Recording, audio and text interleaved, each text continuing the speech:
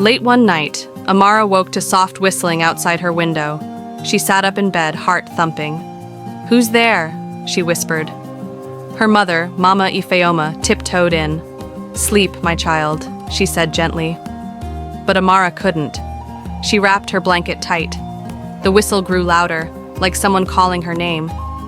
Amara's little brother Obi stirred. "I hear it too," he mumbled. Mama Ifeoma closed the window. The whistle stopped. Amara exhaled. "Why did it come?" she asked.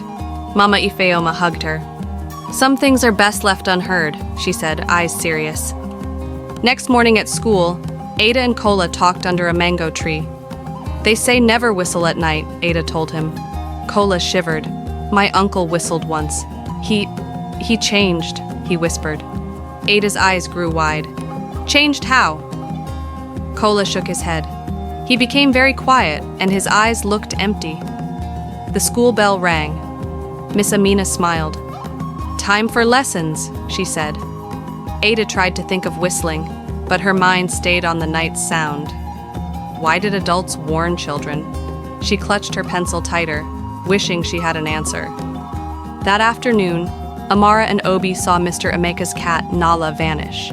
Nala chased a mouse, and then, poof, she was gone. Obi gasped. "Nala!" he cried. Amara ran to the empty spot. "Maybe whistling did it," she said quietly. Obi frowned. "Who whistled?" Amara couldn't answer. They raced home and told Mama Ifeoma. She sighed. "Go back and call her," she said. Under the setting sun, Amara and Obi whistled softly. At first, nothing happened. Then Nala padded out of the bushes, looking calm. Obi scooped her up. "That was scary," he said, hugging her tight. That night, wind whispered through the village huts. Amara lay awake, listening. She remembered the whistle. Quietly, she stood and tiptoed outside. Obi followed, clutching his teddy. The wind sounded like faint voices singing. Amara held her breath and whistled once. The wind halted. Trees stood still.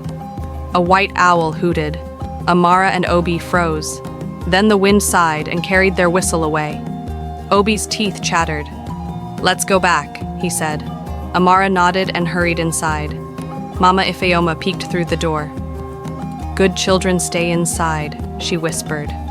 Amara crawled into bed, her heart pounding. Sunday morning, the village gathered in Pastor Chinedu's small church. "Whistling at night invites spirits," he said. Children listened wide-eyed.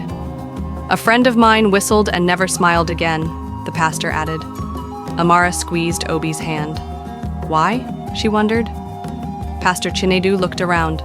"Salt and prayer protect you," he said, holding a small jar of salt. "Carry this if you must go out."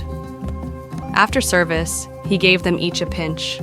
Amara tasted the salt, feeling brave. Obi frowned at the taste. "It's sour," he said. Amara smiled. "It helps us stay safe." That night, during the lantern festival, Kola's lantern broke. He cried softly. Amara offered her spare lantern. "Take mine," she said, passing it over. Kola smiled but looked nervous. He held it tight and whispered a prayer. Suddenly, the wind carried a faint whistle. Lanterns swayed. Children gasped. Kola's new lantern glowed brighter, as if the light inside stood guard. The whistle faded. "See?" Amara said. Kola nodded, eyes wide. "Your kindness and that salt must have chased it away." Amara felt proud. The festival lights danced all around them. Early next day, Obi found footprints by the riverbank. They looked human, but too long. He ran to Amara. "Look!" he cried. Amara gasped. Mama Ifeoma came running. "Footprints after whistling mean trouble," she said softly. "We must bless the path." They stood in a circle. Amara sprinkled salt on each footprint. Obi watched. As salt hit the ground, the footprints glowed and faded away. Mama Ifeoma sighed in relief. "Good work," she said, hugging them both. Amara felt her salt bag grow warm. She whispered, "Thank you," holding the tiny jar close. That night, Amara dreamed of a tall figure whistling outside. She woke and saw a shadow by her window. Weak moonlight showed a pale face. Amara froze but remembered Pastor Chinedu's words.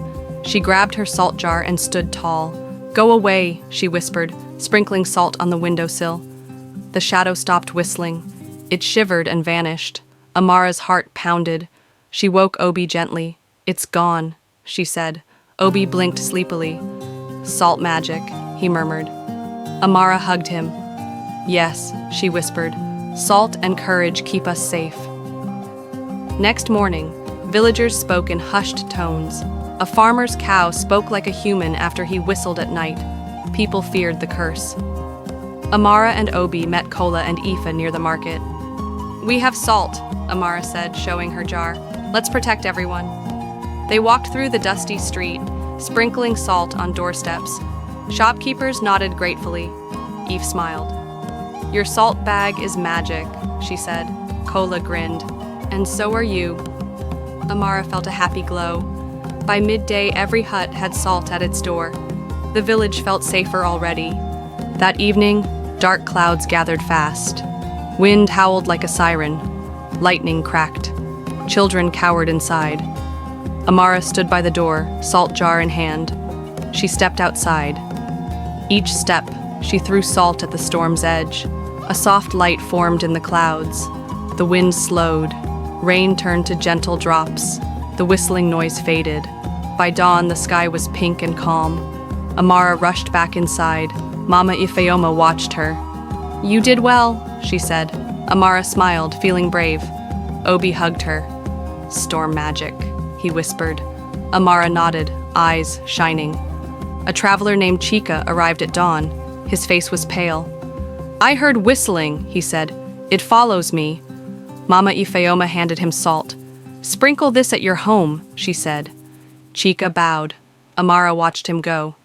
That night, Amara prayed for the stranger's safety. She whistled softly into the wind, then sprinkled salt around her home. The whistle answered back once, far away, and then stopped. Amara smiled in the dark. Obi stirred. "Safe now?" he asked. Amara nodded. "Very safe." At the Festival of Thanks, Grandma Ngozi lost her precious necklace near the bonfire. She cried softly.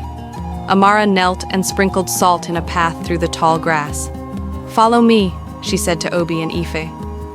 The grains glowed faintly, pointing the way. They found the necklace tangled in a vine. Grandma's eyes filled with tears of joy when she saw it. "Thank you," she said, hugging them. Amara handed Grandma the necklace. "Salt leads us," she whispered. Grandma patted her head. "True," she smiled. "Magic lives in your heart, my child." A deep canyon opened near the village, blocking the main road. Traders feared crossing it. The chief called Amara. "Show us your salt's power," he said. Amara felt nervous but held her jar high. She walked to the canyon's edge and sprinkled salt over the gap. Tiny crystals fell like stars. Slowly, a glowing bridge formed. Villagers gasped and crossed safely at first light. When the last trader stepped over, the bridge faded. The chief beamed. "You saved us all," he said. Amara felt proud, her heart strong. Silence fell over the village that night. No wind, no birds, no distant whistle. Amara lay awake, listening to her own breath. She wondered why. She whispered a prayer and tossed a pinch of salt outside her window. A soft breeze stirred. A chorus of frogs welcomed the night. Owls hooted softly. Amara smiled and closed her eyes. Obi curled beside her.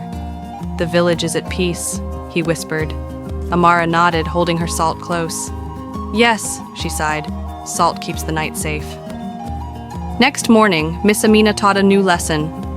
Kindness is stronger than fear. She looked at Amara. Sometimes small acts protect many. Amara thought of her salt. Aoife raised her hand. "Like sprinkling salt to keep bad spirits away," she said. The class nodded. Miss Amina smiled. "Exactly." She handed each child a grain of salt. "Remember, love and faith defend us." Amara felt warm inside. She shared salt with Obi and Kola. The day felt bright and hopeful. That evening, under the baobab tree, Mama Ifeoma spoke softly. The whistle tests our courage, she said. Only a brave heart can send it away. Amara hugged her salt jar. I understand now, she said. Obi and their friends gathered, each holding a grain of salt. Together they whistled once, then sprinkled salt into the air.